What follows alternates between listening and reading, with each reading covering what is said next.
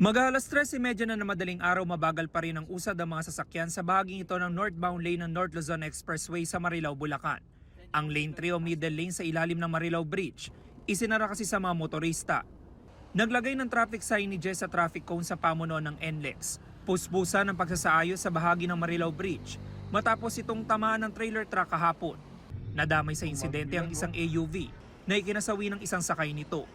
Sa mismong Marilao Bridge, nagpapatupad ng stop and go scheme sa mga motorista dahil sarado ang westbound lane nito. Kaya apektado ang biyahe ng mga motorista. Tanging Class 1 vehicles muna ang pinapayagan na makadaan sa Marilao Bridge. Hinaharang ang mga close van at truck na pinapahanap ng alternatibong ruta.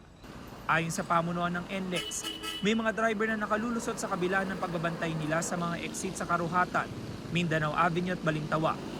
Naglagay na rin daw sila ng mga metal gantry para kapag tumama rito dapat hindi natutuloy ang mga truck